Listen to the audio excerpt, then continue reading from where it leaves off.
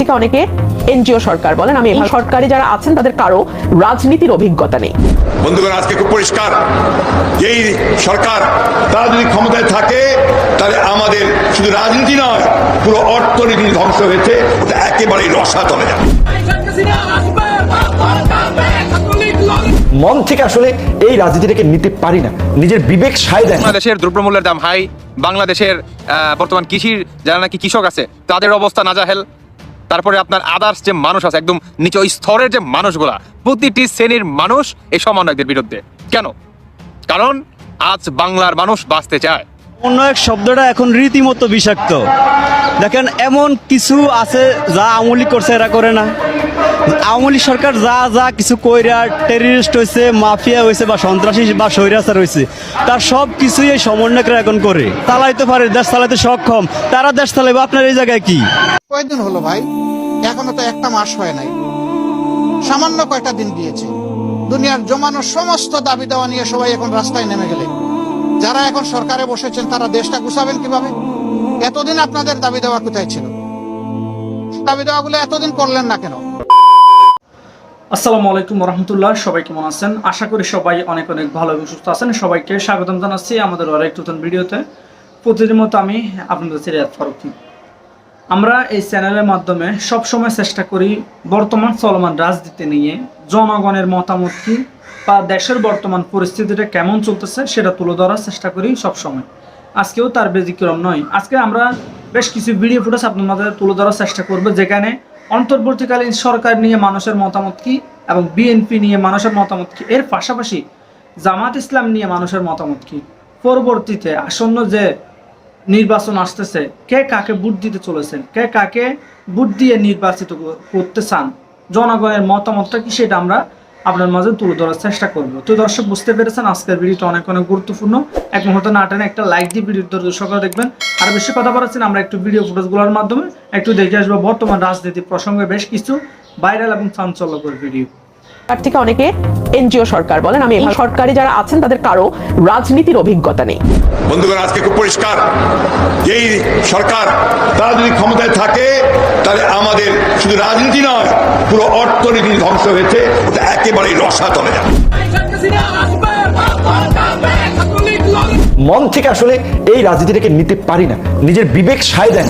এবার বিএনপি শীর্ষ নেতা মির্জা ফখরুল এবং ব্যারিস্টার রুমিন ফারহানা হঠাৎ পাল্টি দিয়ে অন্তর্বর্তীকালীন সরকারের বিরুদ্ধে চলে গেছেন এবং করেছেন উপদেষ্টাদের চরম হুঁশিয়ারি। দর্শক বন্ধুরা এবং প্রিয় দেশবাসী, আমাদের বাংলাদেশে বর্তমান এই দুই সমন্বয়ক সার্জিস এবং হাসনাত, এদের বিরুদ্ধে একে একে সবাই কথা বলতেছে। এখন আপনি, আমি কিংবা আমরা যে বা যারা আছি আশেপাশে, আমরা যদি এখন পর্যন্ত এদের এগেনস্টে কোনো পদক্ষেপ না নেই তাহলে দেশটা মনে করেন শেষ হয়ে যাবে। শুধু এটাই না, রুমিন ফারহানা কিন্তু ডিরেক্ট বললেন যে এটা হচ্ছে এনজিও সরকার, এই সরকারের কোনো মা বাপ নাই, এই সরকারের কোনো কি বলে বৈধতা নাই, এই সরকার টোটালি হচ্ছে অবৈধ।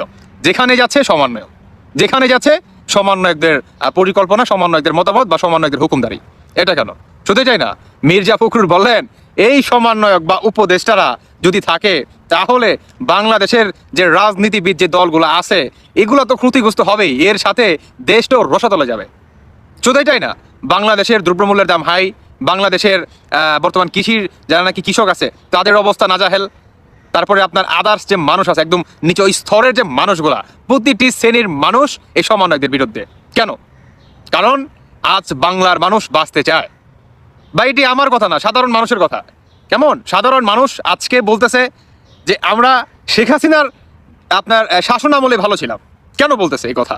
আপনারা নাকি দেশ স্বাধীন করছেন 1971 সালকে, আপনারা অস্বীকার করে আপনারা নতুন স্বাধীনতা আনছেন, এই আপনাদের স্বাধীনতা?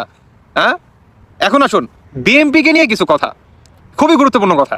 বর্তমান বিএনপি যে সমর্থক আছে, সাধারণ সমর্থকগুলা, মিডিল ক্লাস যে নেতাকর্মীরা আছে, তারা বর্তমান ভাবতেছে যে বাংলাদেশে বর্তমান যদি নির্বাচন হয় তাহলে বিএনপি ক্ষমতায় এসে পড়বে চোখ বন্ধ করে। এটা হচ্ছে তাদের চিন্তা ভাবনা। কিন্তু আমার একটা প্রশ্ন এখানে, যে ভাই আওয়ামী লীগের যে 40% যে ভোট, এই ভোটগুলা কোথায় যাবে? একটাবার ভাবছেন একটাবার এই ভোটগুলা কোথায় যাবে? যাবে কোথায়? আপনারা বর্তমান আওয়ামী লীগের যে সাধারণ জনগণ আছে তাদের উপর আপনারা অত্যাচার বা নির্যাতন করতেছেন। কেন? আপনারা গণহারে মামলা করতেছেন, যে মামলার সাথে তার 14 গোষ্ঠীর ভিতরে কোনো মিল নাই, এই ধরনের গায়েবী মামলা দিতেছেন। এটা কেন বলেন? হ্যাঁ ভাই, আওয়ামী লীগের নেতা কর্মীরা খারাপ ছিল, কিন্তু আওয়ামী লীগ তো আর খারাপ না। আজকে যদি বিএনপি যদি কিছু খারাপ কিছু করে, পুরো বিএনপিকে নিয়ে তো আমার কথা বলার রাইট নাই। যে নেতা করছে সেই নেতাকে নিয়ে আমার বলার রাইট আছে। একজন করবে দেখে যে আমি 10 জনকে ধরবো, এটা তো কোথাও নাই। এখন বাংলাদেশে এটাই হইতেছে। কেমন? বাংলাদেশে এখন এটাই হইতেছে। তারা ভাবতেছে যে নির্বাচন আসলেই আমরা ক্ষমতায় বসে পড়বো। না ভাই, এত ইজি না। এই 40% ভোট যদি জামাত শিবিরকে দেয় বা জামাত ইসলামকে দেয়, আপনারা যারা বিএনপি আছেন আপনারা ভাবতেছেন যে আপনাদের অবস্থা কি হবে? আপনারা তো চোখ বন্ধ করে ফেল করবেন ভাই। সত্যি কথা, আপনারা মনে করেন বড় একটা অবস্থানে আপনারা মনে করেন হেরে যাবেন। সত্যি কথা। তাই বলবো, আওয়ামী লীগের যে সমর্থক আছে বা সাধারণ জনগণ আছে যারা নাকি এই ফ্যাসিস্টের সাথে জড়িত নাই বা লুটপাটের সাথে যারা নাকি জড়িত নাই, তাদেরকে আপনারা এই ধরনের গণহারে মামলা বা গণপিটুনি দিবেন না প্লিজ। সমন্বয়ক শব্দটা এখন রীতিমতো বিষাক্ত। দেখেন এমন কিছু আছে যা আওয়ামী লীগ করছে এরা করে না। আওয়ামী লীগ সরকার যা যা কিছু কইরা টেররিস্ট হয়েছে, মাফিয়া হয়েছে বা সন্ত্রাসী বা স্বৈরাচার হয়েছে, তার সব কিছুই এই সমন্বয়করা এখন করে। ওরা মনে চাইলেই তো কেউরে টিসি দেয়, কেউরে বদলি করে, কেউরে আলটিমেটাম দেয়। আপনার ওই পুলিশটা এদের কাছে এরকম মাপ চাওয়া লাগে। এরা সেনাবাহিনীর সাথে বিভিন্ন সময় তর্কে জড়ায়। এরা কেউরে তো মানুষই মনে করে না। আপনার সমন্বয়ক এখন রীতিমতো মনে হয় আলাদিনের প্রদীপ। এরা যা চায় তাই হয়ে যায়, বুঝছেন? এই সমন্বয়ক শব্দটা এখন আমাদের কাছে খুবই বিষাক্ত এবং ডেয়ারিং লাগে। ভালো লাগে না এই সমন্বয়কের রাজনীতি। দেখেন, বাংলা একটা প্রবাদ আছে যে খোঁজা দুধে ফোলাইন বাঁচে না। এই সমস্ত অন্তর্মাত্র বর্তমানকালীন সরকার দিয়া দেশ মোটেও চলবো না। ওনার উচিত এখন ওই আপনার কোনো একটা উসিলা দিয়া দেশের হাল ছাইরা চলে যাওয়াটা। ওনার দ্বারা দেশ চালানো একেবারেই সম্ভব হইব না। উনি যদি ভদ্র আর জ্ঞানী লোক হন, উনি চলে যাওয়াটাই বেটার। যুক্তরাষ্ট্রের কোটা বা যুক্তরাষ্ট্রের ফোনে তো উনি এই জায়গায় আইছেন, আবার যুক্তরাষ্ট্রের কথাই উনি এখন দেখবেন চলে যাইতে হইব। দেখেন, এটা একদম সত্য। উনি তো ডেমোক্রেটিক পার্টি হিলারি ক্লিন্টন আছে না, ওনার খুব ভালো বন্ধু। ওই জায়গায় ওনার কপাল ফুটছে। এখন প্রধানমন্ত্রী হয়েছে, হোয়াইট হাউসে যাইব নতুন করে ট্রাম্প, মানে রিপাবলিকানরা। অন্ত ওনার শুধু রেড অ্যালার্ট আসতেই থাকবো। ওনার শুধু এখন দেখবেন নিষেধাজ্ঞা, আপনার স্যাংশন, সেনাবাহিনী, র্যাব সব কিছু নিষেধাজ্ঞা দিতেই থাকবে যুক্তরাষ্ট্র। বাইরে যুক্তরাষ্ট্রটা মাফিয়া। ওনার এই যুক্তরাষ্ট্রের ফোনে উনি এই জায়গায় আইছে, আবার যুক্তরাষ্ট্রের ফোনেই উনি ব্যাগ চলে যাইতে হইব। এই জন্য ভদ্রলোক যদি বোঝে যে যাইতে হইব, তাহলে কোনো একটা উসিলা দিয়ে উনি কিন্তু ওনার চলে যাওয়া উচিত, কারণ ওনার যাইতে হইব। দেখেন, এই যে সমন্বয়কের কথাটা আমি আবার বলি। সমন্বয়ক আপনার যদি আপনি রাজনীতি বোঝেন বা যদি আপনার জ্ঞান থাকে, তাহলে আপনি বিশ্বাস করতে হইব যে বাংলাদেশে আওয়ামী লীগও বড় দল, বিএনপিও বড় দল, কিন্তু এই সমন্বয়ক আছে কোনো দলই দল না, সব এরা, মানে এরা পুরো বাংলাদেশটারে লিড দিব। এরা বাংলাদেশের মা বাপ যা বলেন সবই এই সমন্বয়করা। আপনি দেখেন, আমাদের গাড়িতে মাঝে মাঝে সমন্বয়ক বলতে ছাত্ররা ওঠে না, এগুলো জিগেলে বলে কি যে আমরা দেশ তো আওয়ামী লীগের জন্য শাসন মানে যুদ্ধ করি নাই, বিএনপির জন্য যুদ্ধ করি নাই, জামাতের জন্য যুদ্ধ করি নাই। তাহলে আপনারা যুদ্ধ করছেন কার লেগে? দেশটাকে আপনি চালাবেন? আরে ভাই, আপনারা জ্ঞানী বিশ্ববিদ্যালয়ে পড়ালেখা করেন, এটা সত্য। তো যদি আপনি জ্ঞানী হন, তাহলে আপনি ওই নাসার সায়েন্টিস্ট হন, ভালো কথা। আপনি বড় প্রকৌশলী হন, বড় ইঞ্জিনিয়ার হন, এই জায়গায় আপনার কি? যে বিষয় আপনি বোঝেন ওই বিষয়ে তো আপনার মাথা ঘামানোর দরকার না। এটা রাষ্ট্রীয় ব্যাপার স্যাপার। আপনি দেশের ঠিক আছে মুক্ত করছেন। এখন যারা দেশ চালাইতে পারে, দেশ চালাইতে সক্ষম, তারা দেশ চালাইবে। আপনি হুজুররা দুর্নীতি করলে তো হলে আবার আওয়ামী লীগের মতো আবার ভাগ দেব, বুঝলেন? এটা কি ভোট দিবেন না এমনি? জামাত ভোট দেবো, জামাত। শুনেন, আমি পাকিস্তান দেখছি, আমি বাংলাদেশ দেখছি, বঙ্গবন্ধু দেখছি, জাতীয় পার্টি দেখছি, তারপরে সব আদার্স পার্টিগুলো, জামাত ইসলামী দেখছি, মানে সব পার্টিকে দেখছি। কিন্তু এখন আমার মৃত্যুর আগে আমি জামাতকে দেখতে চাই ক্ষমতায়। এটাই আমার মানে শেষ ইচ্ছা।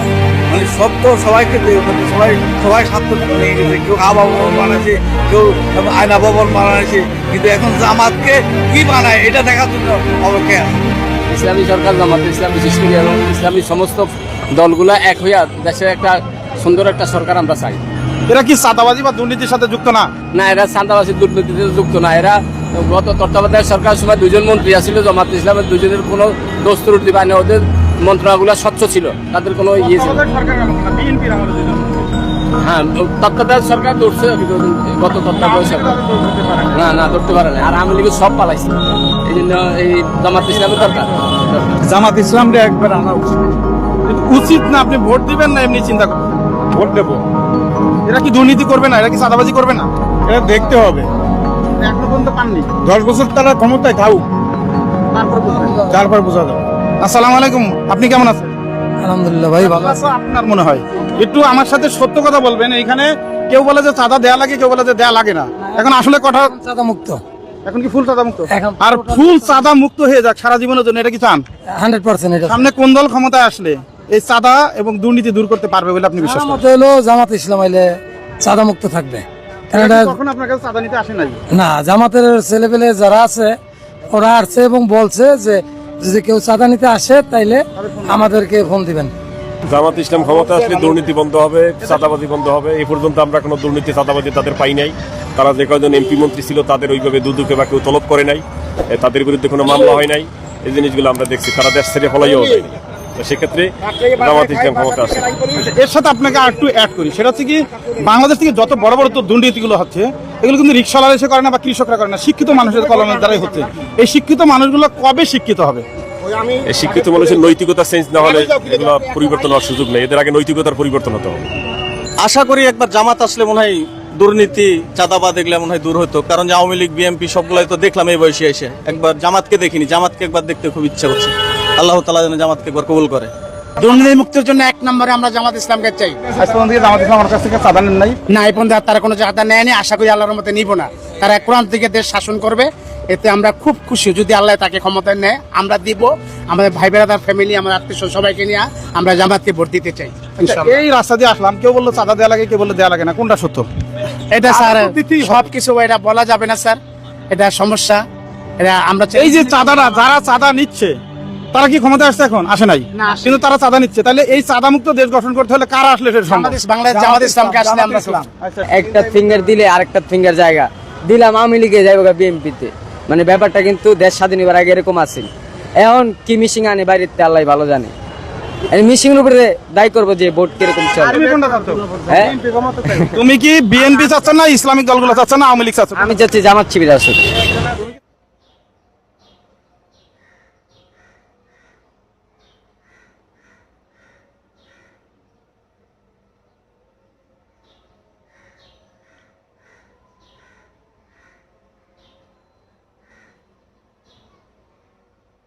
তো প্রিয় দর্শক, এই বিষয়ে আপনার মতামত জানাবেন আর আমাদের চ্যানেলে চ্যানেল সাবস্ক্রাইব করে সাথে থাকবেন। এত সাহায্য করার জন্য সবাইকে অসংখ্য ধন্যবাদ। সবাইকে, ভালো থাকবেন, সুস্থ থাকবেন। আল্লাহ।